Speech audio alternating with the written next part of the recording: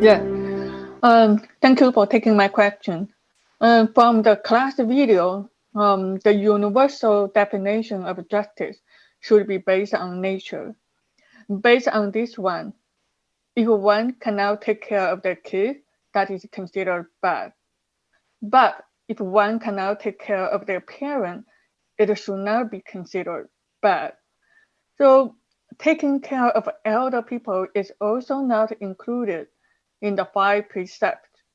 However, we as human beings are more advanced than animals because we can think and communicate. Shouldn't we have a higher justice standard? Or people who already meet the justice based on nature, they may choose not to take care of elder people, even they are capable of doing so. Yeah, that's my question. Thank you. 네. 뭐 그렇게 궁금할 것 같다고 저도 이해가 됩니다. I think your question is a good one. I fully understand how you can question that teaching. 동양인들은 옛날부터 이렇게 부모에게 효도하는 것을 최고의 가치로 여겼습니다. Because in East Asia, from very ancient times, they consider the highest value, our highest ethic to be able to take care of your elderly parents. 오히려 자식을 버리고 부모를 돌보면 그건 효자에 들어갑니다. It's actually you can give up raising your kid, sacrifice your kid on behalf of your elderly parents. That's considered a good thing. 근데 부모를 버리고 자식을 돌보면 그건 아주 이기주의자, 나쁜 사람에 들어갑니다. But if you sacrifice your elderly parents to take care of your kids, then you are considered egotistic or self-centered. 이것은 그 인위적인 윤리지 그것이 정말 자연스러운 거냐 하는 겁니다. So the question becomes that is that really essentially nature, or is it a constructed ethical framework? 그 속에 사는 사람들은 그것이 굉장히 중요한 가치라고 생각하지만 그 가치 밖에서 볼 때는 이해가 잘 안 될 수도 있습니다. If you live within that ethical framework, then you may consider that as the highest ideal. However, if you step outside the ethical framework and look at it, can you really think those kind of behavior are right? 한국은 지금부터 200년 전에 이게 유교적인 그런 이념이 지배하는 그런 왕조였습니다. So about 200 years ago, Korea lived upon a dynasty in which really prioritized the ethical framework of Confucius. 최고의 가치가 임금에게 충성하는 것, 무조건 복종하는 거고 두 번째가 부모에게 무조건 복종하는 겁니다. The highest ideal was loyalty to the king, to the nation. The second highest ideal was loyalty, filial piety to your parents. 그래서 부모에게 반드시 그 제사를 지내야 합니다. Then you always have to provide or offer up some kind of service or ritual to your parents. 근데 가톨릭이 한국에 들어왔습니다. Then we had Catholicism come into Korea. 그들은 신 외에는 절을 하면 안 된다고 가르쳤습니다. And they taught that you should not bow to anybody except for God. 그래서 제사를 지내지 않았습니다. That's why the Catholics refused to offer the services. 근데 이 유교 입장에서 볼 때는 제사를 지내지 않는 것은 짐승보다도 못한 존재라고 생각했습니다.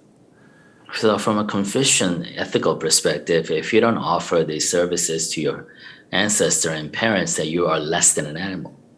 그래서 그들을 죽였습니다. So they killed the Catholics. 그래서 많은 사람들이 희생이 됐습니다. So a lot of Catholics were sacrificed. 그럼 반대로 기독교 입장에서 보면 어떨까요? But let's look at it from a Christian perspective. 그거 부모의 제사상에 절하는 게 절대로 금지되어 있었습니다. Because they actually forbid you bowing in front of this table laden with food to honor your parents. 그건 신을 믿지 않는 불신하는 태도입니다. They consider that as going against the teaching, against the worship of God. 그래서 그들은 죽음도 불사했습니다. 죽음을 도로 받아들였습니다. So instead, they agreed. They sacrificed themselves. They gave up their lives instead of giving up their beliefs. 그럼 이러한 두 가지 가치관의 충돌, 믿음의 충돌에서 어떤 것이 정입니까? So we had this clash of two belief systems. Which one of them were more just? 이것은 그런 믿음이 다를 뿐입니다. It was just two different beliefs. 그럴 때 우리가 어떤 기준을 잡는다면 어떻게 잡아야 될까요? So in midst of this, what's the standard, baseline standard by which we can judge this situation?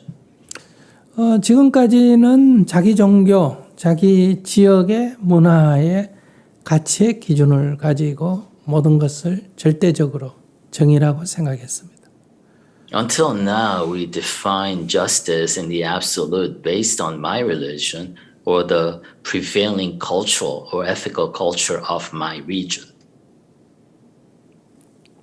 제가 민다나오에 가서 원주민들을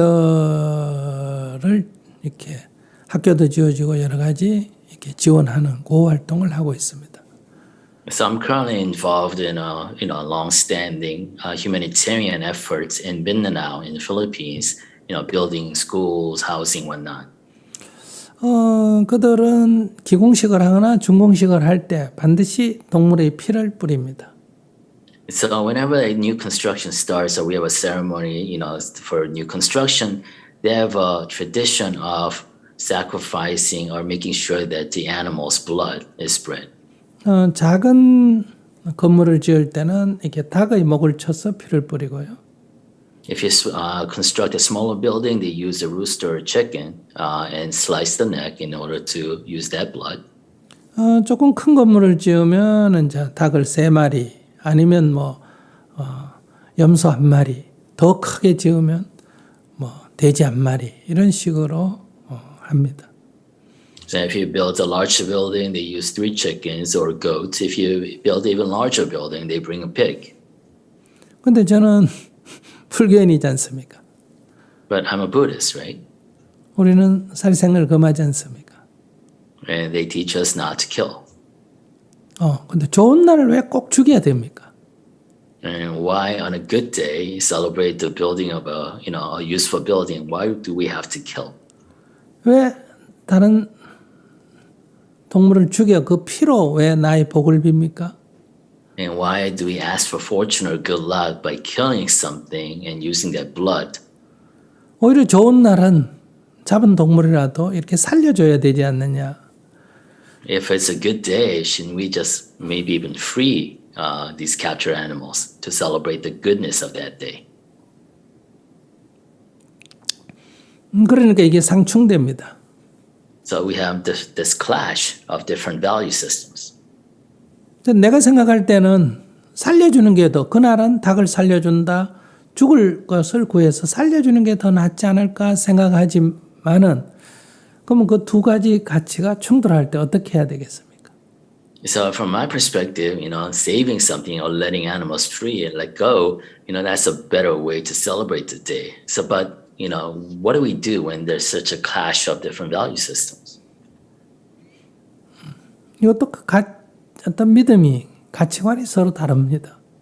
We have different beliefs, different values. 그래서 저는 그들에게 얘기했습니다. 내가 있는 자리에서는 피를 흘리지 않았으면 좋겠다. So that's what I told them. I said, as long as I'm here in person, I wish you would not shed other animals' blood in front of me. 그러니까 너희들의 방식은 내가 오기 전에 하든지 내가 간 뒤에 하면 어떻겠느냐. So, however, so what about you celebrate your own way before I get there or after I leave? 그러니까 서로 이렇게 건물은 내가 지어준다고 또 내 맘대로 할 수는 없잖아요. 이렇게 서로 이렇게 달리 하는 방법밖에 없습니다.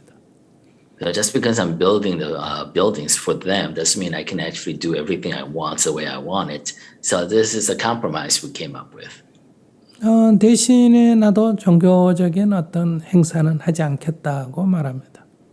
Then I also said, you know what? On the other hand, in return, I will not engage in my own religious practice. 우리는 아이들 공부를 위해서 학교를 지었지 종교 행사하려고 학교 지은 거는 아니라는 거죠. Because we built a school for the kids, not as a place for my religious worship. 마침 거기 목사가 있거나 신부가 있으면 그들 보고 대신 기도하라고 합니다. And if there is a priest or reverend minister there, I actually ask them to offer up a prayer. 그렇기 때문에 무슬림 지역에 가서 우리가 활동을 해도 아무런 마찰이 없습니다. That's why we don't create friction no matter where we go, including Muslim areas. 왜냐하면 그들의 의식대로 행사를 하러 가니까요. Because we go there and follow their traditions in any rituals or ceremonies. 우리는 믿음 때문에 이곳에 온 것이 아니라 아이들의 문명 퇴치를 위해서 이곳에 왔고 그것 때문에 종교가 다른데도 같이 모였기 때문에 우리는 그 아이들의 문명 퇴치, 학습 이 부분만 공통으로 하고 나머지는 각자 자기식으로 하라는 거예요.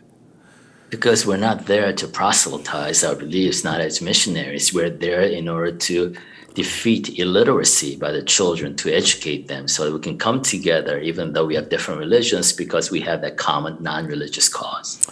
불교식으로 하는 게 부처님의 가르침이 아니고 서로 다른 것들을 함께 하거나 인정하는 것이 부처님의 가르침이다.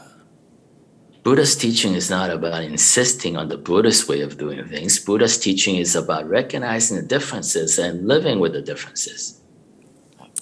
자, 그러면 다시 질문으로 돌아가겠습니다.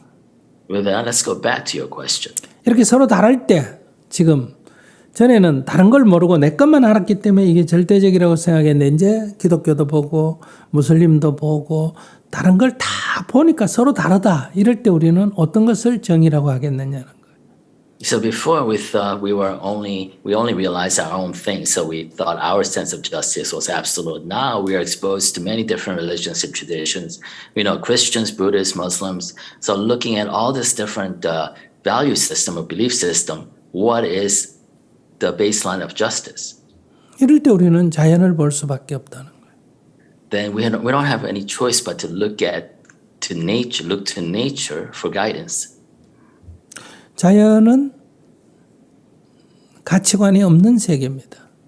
Because nature is without judgment. 선도 없고 악도 없습니다.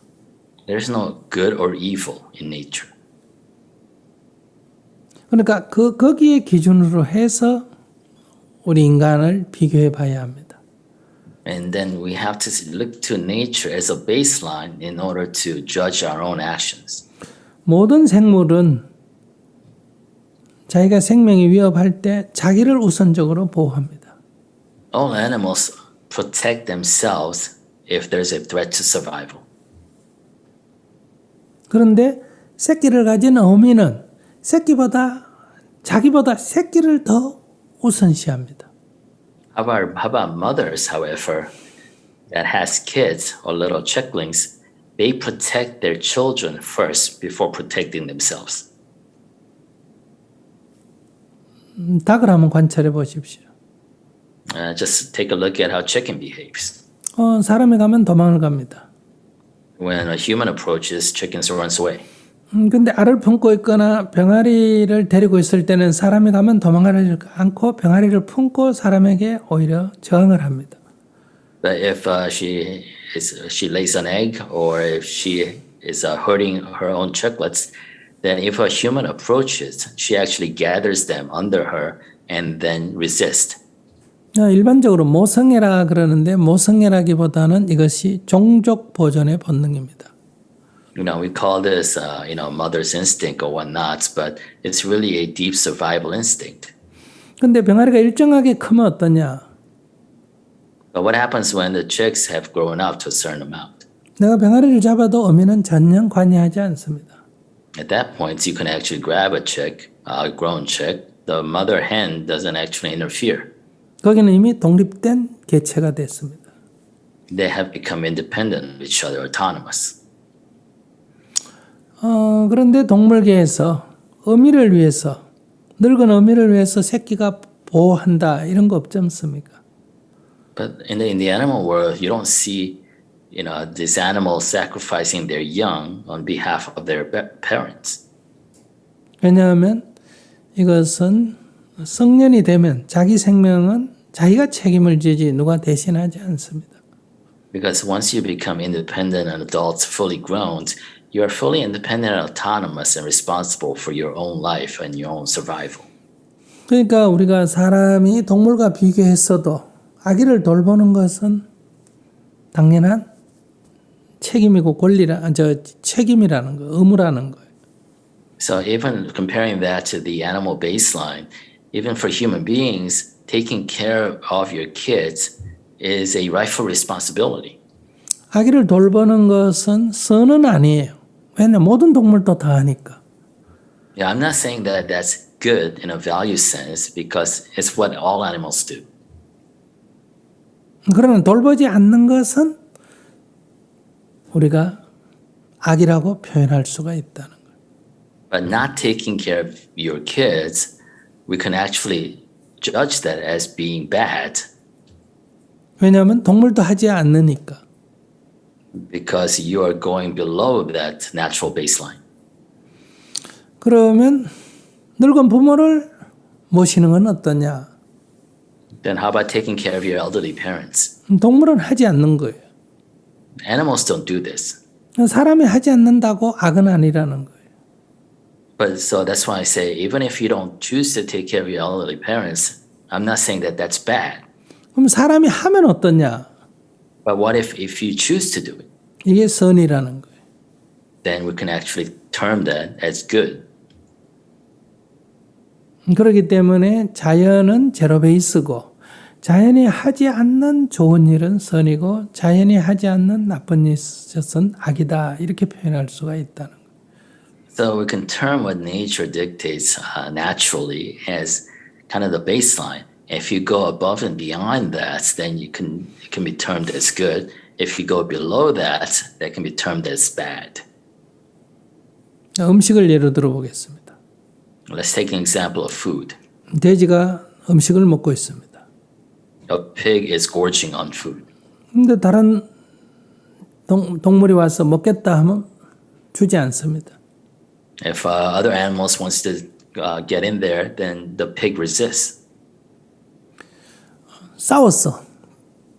진다면 더 큰 무서운 동물이 온다면 먹는 거는 살기 위해서 먹는데 그 먹으려다가 죽게 되니까 그때는 두고 도망을 갑니다.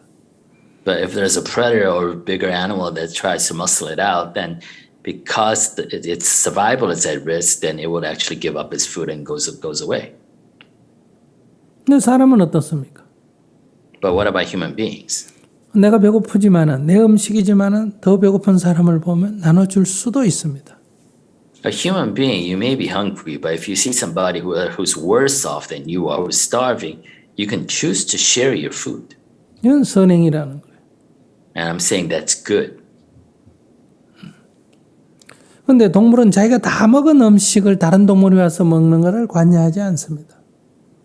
But let's go back to the animals. Once the animal had its fill, doesn't really care if other animals come and partake in the same food.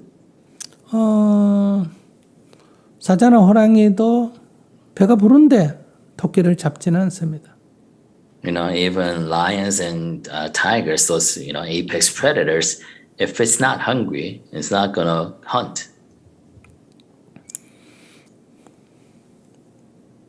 그런데 사람은 어떻습니까? But what about human beings? 옆에서 굶어 죽는데도 음식을 쌓아놓고 안 주잖아요.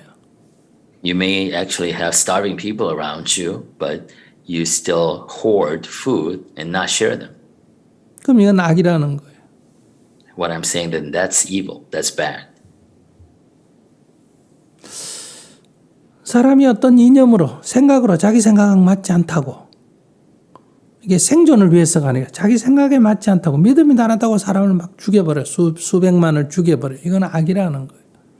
So people killing millions of others not because out of a threat to survival, just because they share a different belief or they believe in different things of ideologies. I'm saying that's evil, that's bad.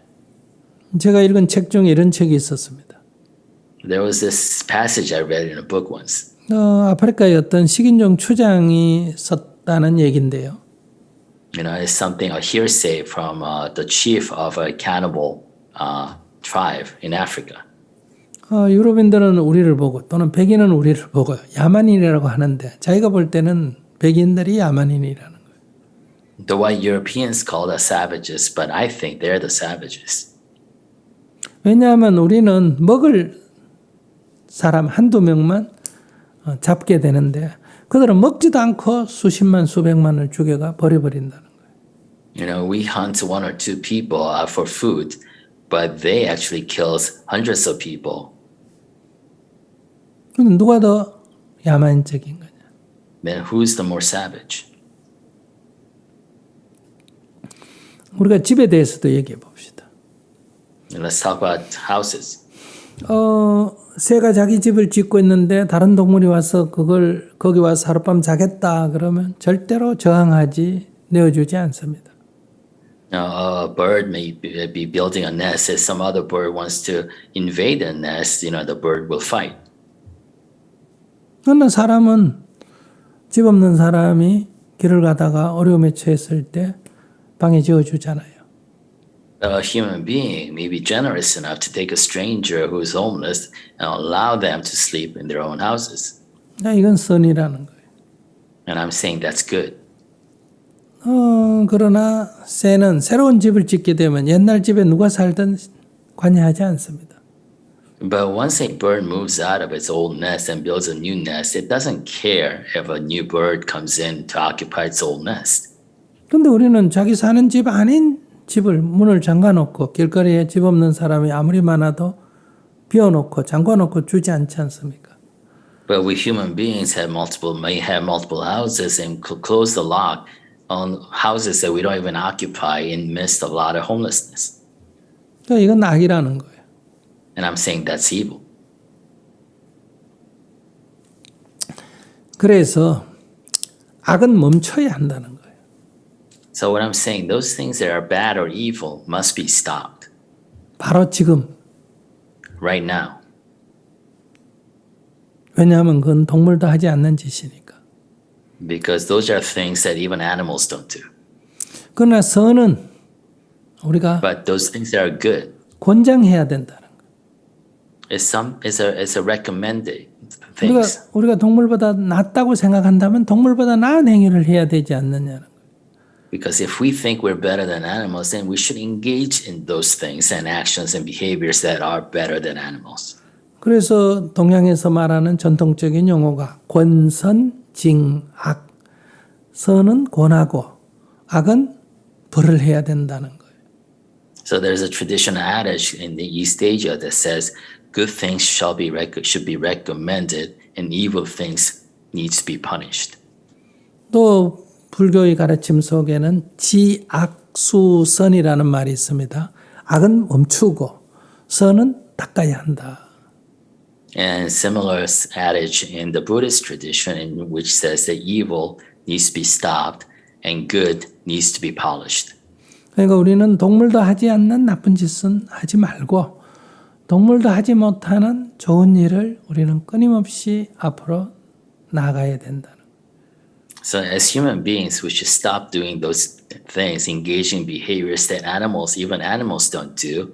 But as human beings, we should strive to do those things that animals cannot do. 그러니까 좋은 일을 하지 않는다고 나쁜 사람이 아니고 나쁜 일을 하지 않는다고 좋은 사람이 아니다 이 얘기예요. So what I'm saying is that just because you don't do good things doesn't mean you're a bad person. And that's just because you don't do bad things doesn't mean you're a good person. 그래서 우리가 부모를 모시는 것은 사람 사이에서 좋은 일로서 서로 권유하고 우리가 서로 배워가고 이렇게 해야 할 일이다. So in that sense, taking care of your elderly parents is something that we should share as a recommended practice and that we can model to each other. 어떤 이유로든 아이를 버리거나 돌보지 않는 것은 나쁜 일이라는 거예요. But no matter the situation, not taking care of your own kids or abandoning your own kids or the young is a bad thing. 또 엄마가 없어서 돌보지 못하면 이웃에서 누구든지 돌봐야 한다는 거예요. And if the mother is no longer there to take care of her, then whoever it is, whether it's the community or the village, needs to take care of their own young.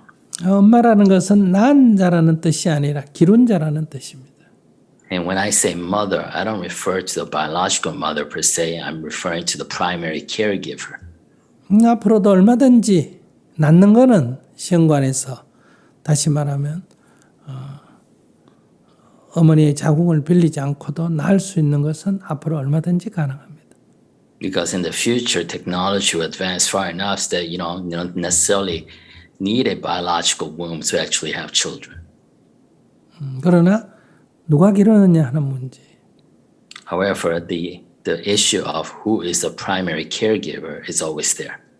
자연계에서는 낳은 자와 기른 자가 일치했기 때문에 낳은 자가 엄마지만은 사실은 이 정신적인 존재인 인간은 낳은 자가 중요한 게 아니라 기른 자가 중요한 거예요. So in nature, in the animal world, the biological mother is also the primary caregiver, so they're kind of identical.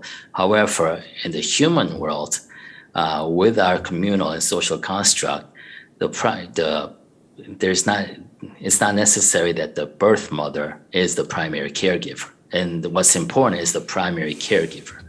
부모의 기준을 유전자 감식으로 하는 것은 동물적인 생물학적인 방법이라는 거예요. So to determine the parentage based on the DNA is actually very animal based. It's very biological based. 사실은 누가 길렀느냐가 부모라는 거예요.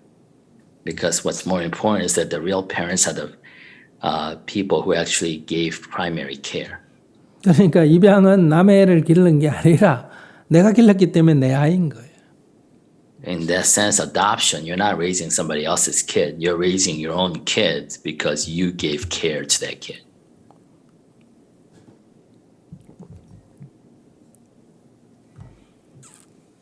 어떻게 이해가 좀 되셨습니까? Does that help you with your understanding? Yeah. Yeah. So my understanding is we use this baseline to guide my own behavior and understand the good, evil human being behavior around the world. If I'm capable of doing more than that, I just go ahead and do it with my priority.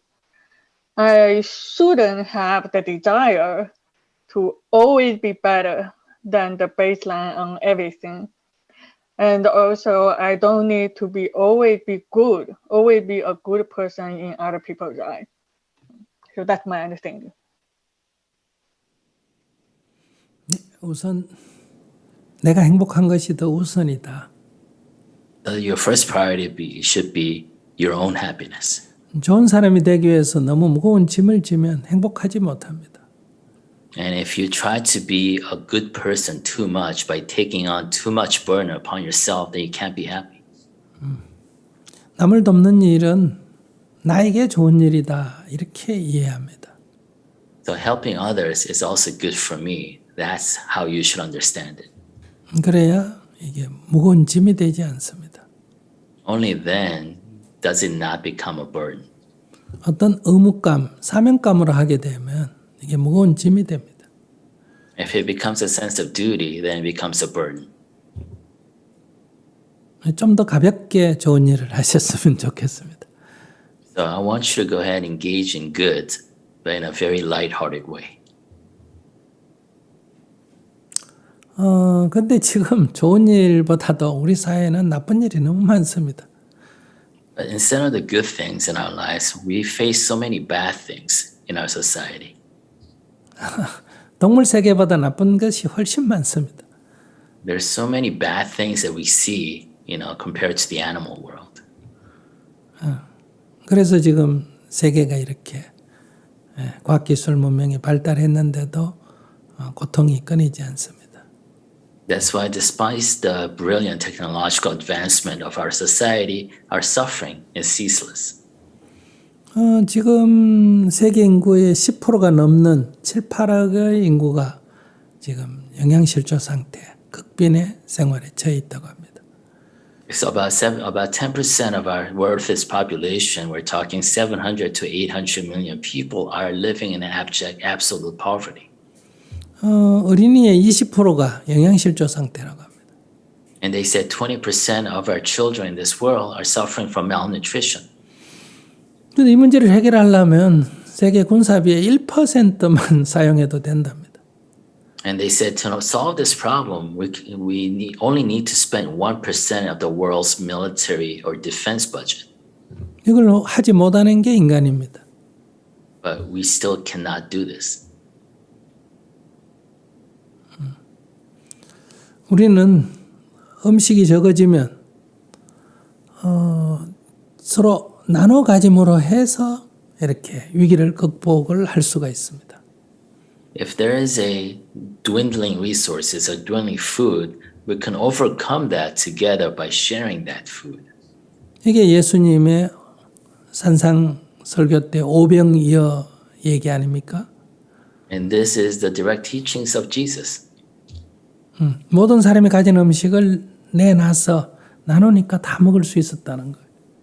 Basically, when it showed that if you take out all the foods that you had, then everybody, hundreds, 500 people can share in that food. 근데 지금 세계는 어떻습니까? Then what about this world today? 식량이 부족할 것 같으면 매점매석을 하지 않습니까? If it looks like there's going to be a scarcity of certain resources or food, then somebody goes out and buys it all. 그래서 자기의 과다한 이익을 얻기 위해서 수많은 사람을 굶주려 죽게 하지 않습니까? In order to maximize their profits, they allow others to starve.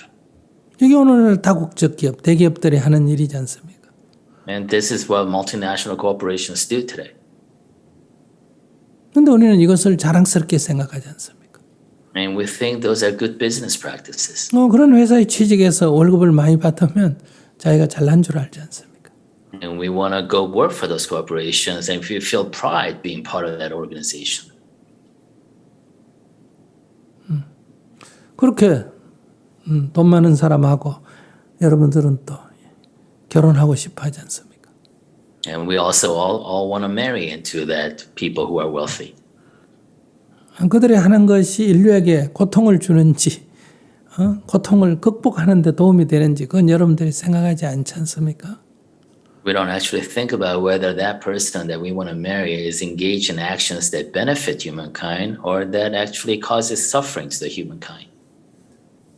지금 일어나고 있는 세계 일이 대부분 다 그런 일이 많습니다. Because if we look at this world, the majority of things happening are like that. 우크라이나 전쟁의 사태를 보십시오. 서방과 러시아 사이에 서로 고통 주게 하지 않습니까? If you look at Ukrainian situation, you can see the suffering that each side is causing the other. 자기 편에서는 늘 자기가 하는 일은 선이고 상대는 다 악이죠. You know, from my perspective, what I do is always good, and what the other person do is always bad. 네, 우리가 이런 데서 균형 잡힌 시각을 가져야 합니다. So in midst of this, we need to develop our own sense of balance. 여러분들의 삶이 이런 가치관에 확고하게 중심이 잡혀야 이 세상에서 흔들리지 않고 자유롭게 살아갈 수가 있습니다.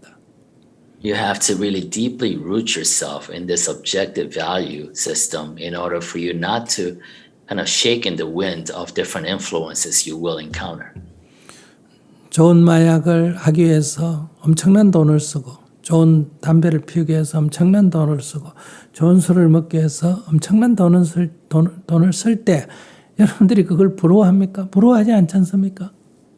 So when you see somebody actually spending a lot of money to take illegal drugs or to smoke, you know, best cigarettes or cigars in the world, or, you know, spend thousands of dollars buying the best liquor, are you envious of that or not? No, we're not envious. 근데 그것보다 훨씬 더 인류에게 고통을 주는 것이 바로 이렇게 많이 소비하는 것이 잘 사는 거다 하는 이것이 훨씬 더 지구 환경을 파괴하고 인간을 갈등을 유발시키는 거예요. But what we see, the biggest driver to human suffering today, the biggest driver to environmental degradation and destruction today is our belief today that consuming more, buying more is living better. 세계 인구의 1%가 세계 부의 절반을 갖고 있지 않습니까? 1% of the world's population owns 50% of the world's wealth. 이게 어떻게 범죄지? 이것이 자랑스럽고 부러워할 대상입니까? How can this be something that we should look up to or be proud of or be jealous of or envious of? It should be a crime. 이것을 부러워하면서 불교 공부를 한다, 명상을 한다. 그게 무슨 의미가 있습니까? To be envious of such concentration of wealth yet engage in the personal practice of Buddhism, that's a contradiction. 많은 고승들이 위대한 불교인들이 그렇게 되는 사람을 축복하고 복을 빌어주고 그렇다면 그게 어떻게 불교입니까? Many high-ranking Buddhist monks, give blessing to those people who have such concentration of wealth. How can that be in line with Buddhist teachings? 그것이 다 잘못된 기름을 깨우치고 그것이 정당하게 벌었다 하더라도 어려운 사람을 위해서 베풀도록 가르쳐야 될 거 아닙니까? The teaching should be, even if those monies were earned legally, they should be taught and encouraged to distribute that money to others who are more in need. 그래서 우리가 이러한 이렇게 지배적 이데올로기, 소비주의적 어떤 가치관, 이것은 우리가 나와 너가 함께 행복으로 가는데 가장 큰 장애다 하는 것을 자각해야 합니다. So we have to realize that this overriding, prevailing kind of value system, value narrative in which consumption equates good life is really the underlying cause of a lot of our suffering. 우리가 이런 환경에서 자라가지고 이렇게 교육받고 이렇게 삶을 추구하기 때문에 아까 첫 번째 질문자 같은 고뇌가 발생하게 되는 거예요. And because we are born into this value narrative, because we are reinforced with this value system, like the first questioner, we cause our own suffering. 그래서 우리가 부처님의 가르침에 대해서 조금 더 귀를 기울여야 한다. 이 정신적인 잠깐의 만족을 위해서 불교를 보지 말고 좀 더 삶에 대해서 진지하게 접근해야 한다고 생각합니다.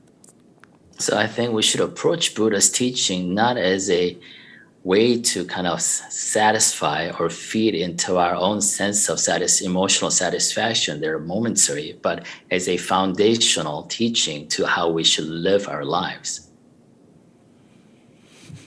네, 여기까지 하겠습니다. Let's end it there today. 네. So this is my third time coming to this question and answer session. And I just want to say this really helped me a lot. And I'm also in the course.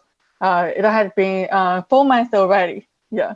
So I love it so much. It helped me a lot by a lot of practice and I become more calm in my life and in my work. So I really appreciate everything.